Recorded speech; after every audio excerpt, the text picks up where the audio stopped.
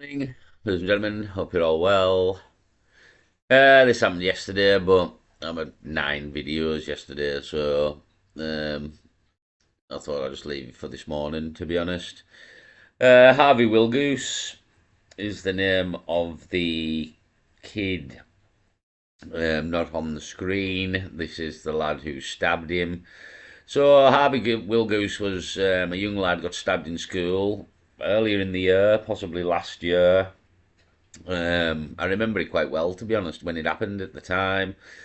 I knew for a fact this lad on the screen is called Mohammed, believe it or not, posing with a big knife there.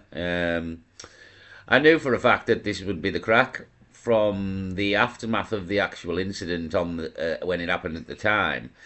I knew from what the lad's friends were saying, because a few YouTubers went down to the area where it happened, and I think maybe Charlie Veach was even one of them. And from what Harvey Willgoose's friends were saying, I knew what we were dealing with here already, because they made it very, very clear who stabbed Harvey Willgoose. So this is the lad. He's called Mohammed. Murdered Harvey Willgoose in school with a big knife that he's got in his hand, as we can see there, like a combat knife, a brutal edged weapon. So again, this is exactly what we've had enough of. The foreigners running around stabbing people. Do you know what I mean? Does this lad look English by descent? No, not at all. Mohammed is the man's name. It's a very English name, obviously. Everybody in England's well aware of a Mohammed. So it's just another shit show, to be honest. Like, this lad's got quite a lot of time in prison. Not long enough, to be honest. Should have sent him down forever. If you going around stabbing people to death when you're 15, there's no fucking hope for you, to be honest. And again, he'll just go into prison and become worse probably than he is now. So there's no hope for this lad at all. Again, no hope at all. If you're running around stabbing people to death at 15, you're a waste of space, to be honest. Good riddance to you. Good riddance. You've got no future here, and you'll never be all right if you're stabbing people to death at 15. In my opinion, you'll never be all right. Doesn't matter how long we put you in prison for, you'll never be all right. You'll always be a cunt. And that's what you are, a cunt, Mohammed. And you're not the only Mohammed that's a cunt either. There's quite a few years. So yeah, Mohammed's a cunt. You can send that worldwide, and we'll get a few hits as well. You know what I mean? Send it worldwide. Mohammed's a cunt, and I think we'll get a few hits back. So this Mohammed is also a cunt. This is 15-year-old Mohammed Umar Khan, a schoolboy and convicted murderer. In his right hand is the weapon he used to kill another pupil at school during their lunch break. He is a boy obsessed with weapons. He filmed himself holding them and searched the internet for zombie knives, daggers and machetes. A court order protecting his anonymity because of his age was lifted this morning, and Khan was handed a life sentence for murder.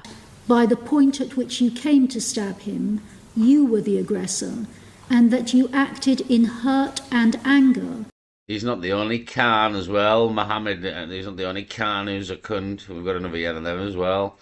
So, yeah, cunts. At what you considered to be his betrayal of your friendship.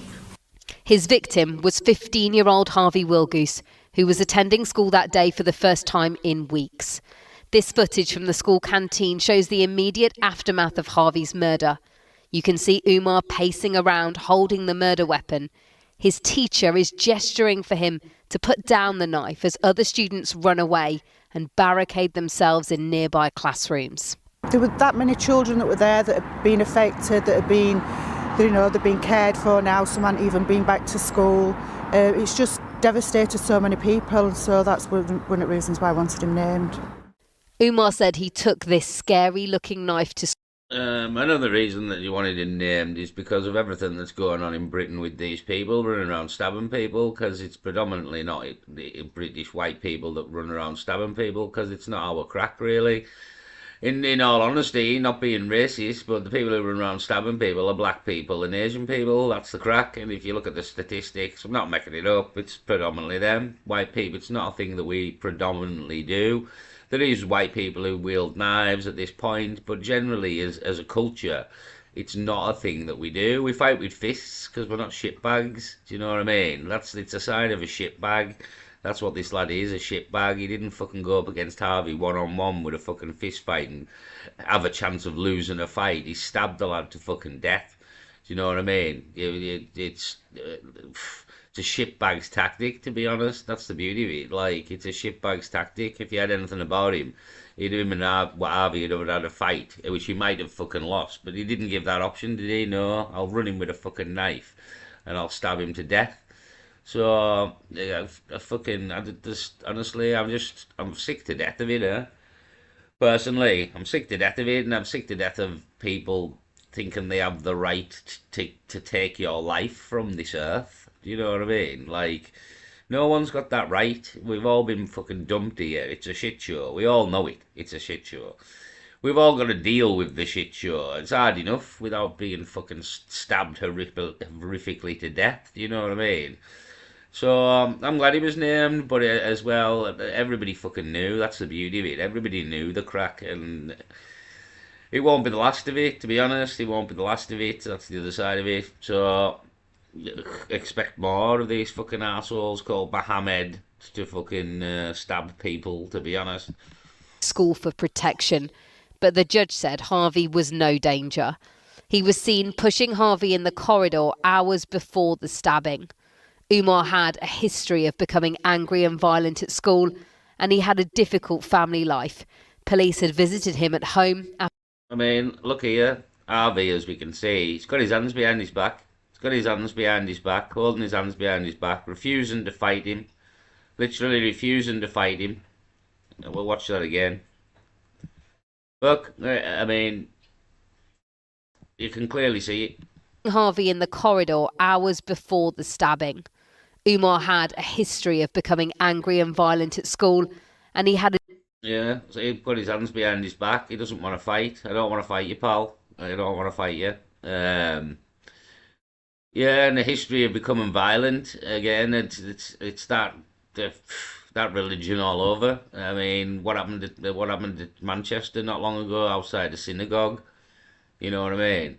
Do you think that person was slightly angry about something? So they've got no control. They have no control over their emotions. These people, they really don't.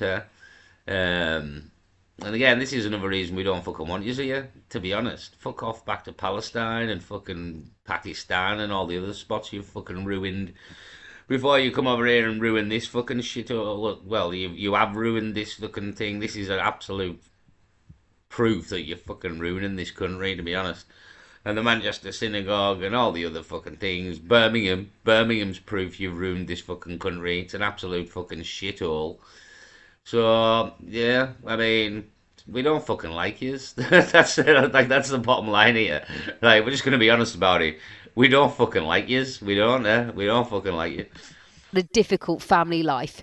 Police had visited him at home after his mum found an axe in his school bag. Hindsight is a wonderful thing, but I think realistically we have to look at what powers are open to the police, and it's hard to see what could have realistically happened in that scenario that would have prevented that from ever occurring. This teenage boy didn't just end the life of his friend. Harvey's family say he's taken their lives as well. The court was told that the opportunity to rehabilitate is not lost on Mohammed Umar Khan. Fuck him. Honest to God, I'd bring back capital punishment if that's what it's called, and fucking the death penalty. And I would literally fucking end this lad's life. I would end this lad's life through a lethal injection or an electric chair or something. But I would end his life. I would. The prisons are full. We're full of fucking assholes who are no benefit to society. Even if we release them, they'll just be a fucking knobhead yet again. There's too many of them, and unfortunately, like maybe an eye for an eye. You know what I mean? You've took a life. See you later. But I just don't think that the punishment's good enough. At the end of the day, he'll go into prison. He'll have a cushy life in prison. 3 meals a day, paid for. I've seen footage of what happens in the prisons, and it's a shit show, really. So me personally, I'd fucking lethal injection this fucker to the next world. Like that's my opinion there. Maybe not a nice one, but running around stabbing people with fucking combat knives in schools isn't exactly the fucking a nice approach, is it? You know what I mean? Everybody had to witness that. Everybody in the school, all the children, all the teachers, the lad's family, as they've said there, their life is ended because you've murdered their son. You've caused an horrific amount of fucking grief and trauma to many, many people, and you're a fucking waste of time. So, honest to God, I'm not spending fucking thousands of pounds a year putting you in prison. I'd rather you were just dead, to be honest. I'd rather you were just dead. So, that's my opinion on these people at this point. Fuck them, you know what I mean? I'm fucking sick of it. Like, absolutely sick of it. And I knew fine well this was the crack when this happened. I knew because of what Harvey Willgoose's friend said at the time that it was a fucking Muslim that had stabbed him to death. I knew fine well. They told us. They told us. So this is the situation. I'm fucking. But he must now serve a minimum of 16 years in detention before even Fucking 16 years. What I mean? Kill him. Honest to God, kill him. being considered for release on licence for killing his classmate in the school grounds. Well, Stacey, a very difficult 9 months for Harvey's family. You were in court. Describe what happened. Well, it was quite a rare and extraordinary event this morning when the judge lifted those reporting restrictions that allowed us to even name the defendant in this case, something that 4 media organisations had applied for and the family had campaigned for as well. And then this afternoon at sentencing, Umar Khan listened to Sophie, Harvey's older sister, reading out a statement where she told him this was not just a crime against my brother, this was a crime against all who loved him. Now, as Umar Khan was led away, he handed a green fidget toy to his intermediary, a lady who'd been sat next to him throughout the duration of the trial, helping him to understand the events of the courtroom. But for Harvey's family... Helping him to understand the events of the courtroom. You stab someone to fucking death in school, mate. This is what happens. You come to this area here where we call you a cunt and tell you what's happening now. And you go into prison for a minimum of 16 years, which isn't long enough in any way, shape or form for what you've done. So you've lucked out in many ways. Like, again, I would literally end your life. Like, end your life in an electric chair or through a lethal injection, or I'd maybe even hang you, you little shit, you know what I mean? I'd maybe even hang you.